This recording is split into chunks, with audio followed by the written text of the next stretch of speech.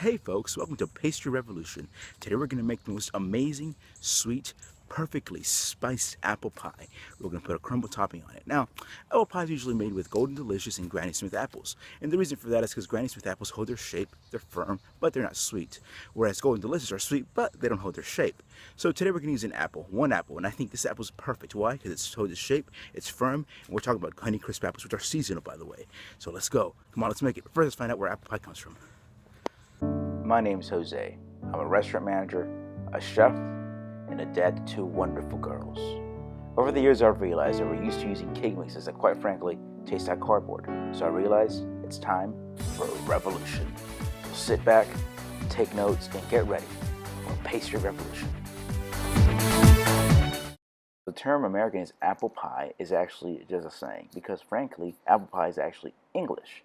In fact, it dates back to the late 1300s. That's during Chaucer's time. Apples were brought to the Americas by the English, the Dutch, and the Swede pilgrims. When they first grew apples, they took a while to grow, and when they did grow, they actually were used for cider. Now, the first apple pie recipe appears in America in the late 18th century.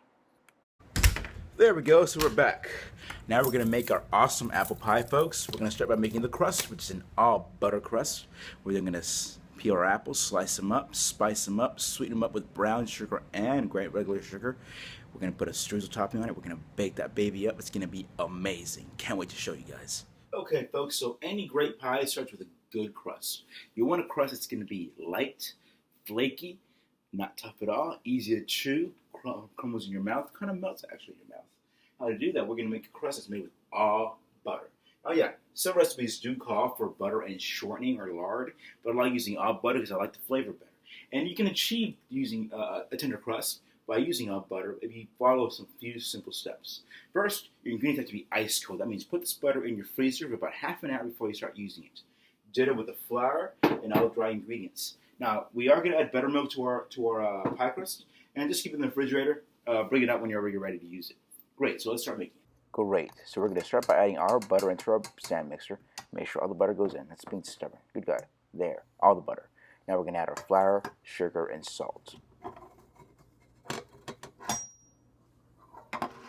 Okay, so now we mix it on the slowest speed possible until the butter is the size of peas.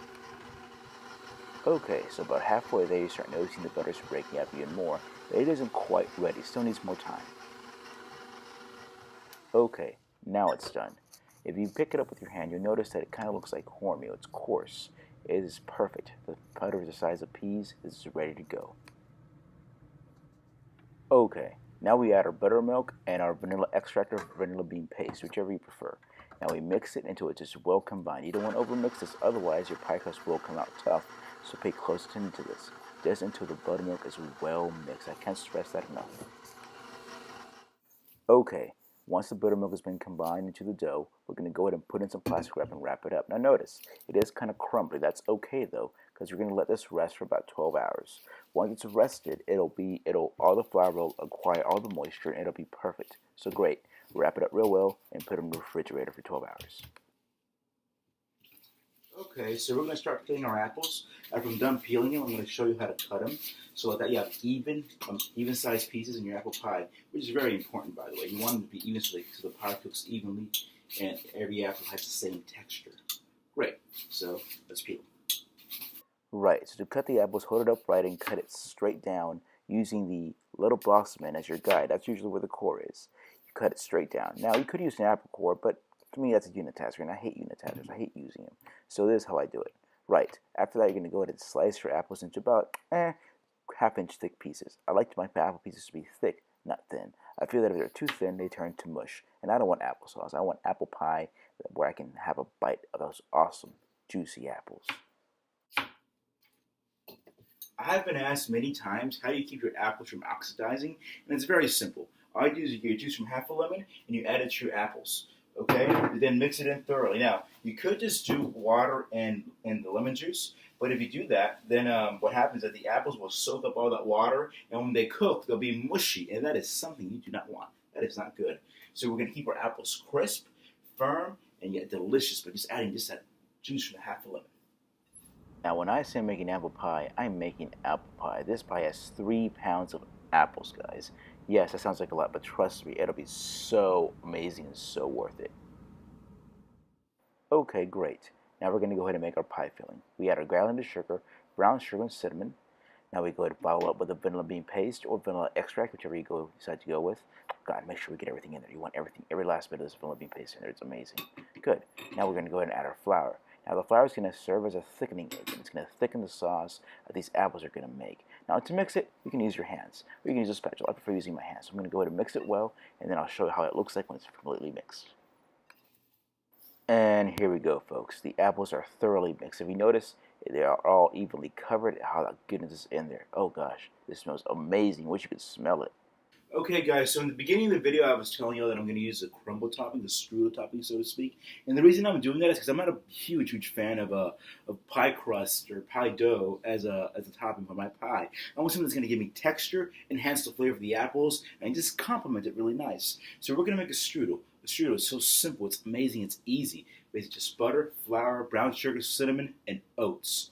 Yes, oats. Trust me, it's going to be amazing. I'm going to show you how to do it right now. Okay, great. So in the stand mixer, combine your butter, brown sugar, and flour, and mix until the butter gets slightly chunky. Okay, folks, now that the butter is chunky but not small like the one when we did our pie dough, we're going to go ahead and add our oats. Now, I like using old-fashioned oats versus the quick minute ones. I like their texture better. You can use the quick minute ones if you want. It's up to you. Good. Now we're going to go ahead and mix it until it looks crumbly. Okay. Now that our strudel is done, we're going to go ahead and pour it in a bowl and set it aside. Now, I want you to notice something. Notice that when you grab it and you press on it, it sort of holds onto itself. See how it crumbles? That's how it should be. That's perfect. It's ready to go. Okay, folks, so notice how the dough is more homogeneous now. I like putting it between two sheets of parchment paper because it makes it easier to roll out and also to peel off when you put it on your pie pan. Now, when you roll it little by little, giving it a quarter turn with after every stretch. Now, you do this until it's big enough to fill your pie pan. Okay, now that it's the size I want, about a 1/4 inch thickness, I'm going to go ahead and refrigerate it. And the reason for that is because the dough is kind of soft. And if I were to use this right now and put it on the pan, it's going to be hard to work with. And I want to make it easier. I like making my life easy. Good. So we're going to put it on a sheet pan, and we're going to put this in the refrigerator and let it chill for about 15 minutes to 30 minutes. Okay, now it's time to put the pie dough into the pie pan. Now to do this, we're going to go ahead and flip it over and ease it on there. Now you want to center it to make sure it looks good and that it's even on all sides of the circle. You slowly peel it back and you slowly start fitting it in.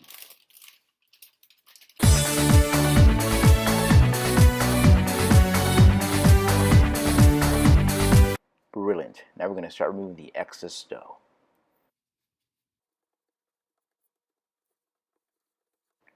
Perfect. And this is how it should look like when done. Okay, guys, now that I have my pie pan lined up with my pie crust, it's time to add the filling to it. It's very simple. We already have everything ready to go. All we got to do is add it on there. Right, so good.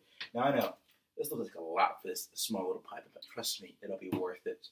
You want to overfill it. It'll be delicious. It'll be perfect. Now, I did put it on a sheet pan because it does tend to overflow with some of the juices that come out of the apples. And you want to do that so that you don't have to clean up your oven later. So we add in our apples very carefully into the pie pan. Okay, great. Now that I've got my apples in my pie shell, we're going to go ahead and dot the top with some butter. Now the reason you want to do this is because when you dot the top with butter, what it'll do is it'll thicken up the sauce that the apples will naturally create. And you want to make sure that it is properly thickened, and the butter will help do that. And it also gives it a nice flavor. Now that our butter has been topped off, we're going to put the final part of it, the part that really gives it this texture and takes it an extra step. That's going to be our amazing strudel topping we made earlier. Just top it off with it. And this will sort of create a crumble once it bakes. Don't be shy. You put it on here. Make sure you gently put it on the side so it doesn't slide right off. Put it in the oven and cook it and bake it. Now, halfway through the baking process, we're going to put aluminum foil over the top so our topping does not get over browned. We don't want it to be over browned. We want it to be cooked good, but not over browned. Otherwise, it gets this really nasty, bitter flavor to it. Great. So we're going to bake it at 375. Now, halfway through, I'll show you what to do. Folks, here goes nothing. Into the oven it goes. Okay, folks, so we've gone about halfway through the cooking process, so it's time to go ahead and put the aluminum foil on top of the pie so our topping does not get over browned. Now, what I'm doing here is I'm getting 2 sheets of aluminum foil, and I'm not covering it too tightly, just a loose cover will be sufficient. So we put that on top, loosely cover it, make sure it's covered well on all sides. Now we're done with that, you gotta go ahead and put it back in the oven. Okay, so our pie's out of the oven. Now it's time to uncover it and see what it looks like. Okay, so here we have it. Look at this beauty. Nicely browned on the strudel. Not bad at all. See the burn spots on the bottom? That's why we put it on a sheet pan, so that wouldn't end up in our oven. Guys, let's take a closer look at this beauty. Oh man, look at this texture. It looks amazing. It smells so good, guys. But you gotta let it cool down for about 20 minutes. Be patient. Your patience will be rewarded.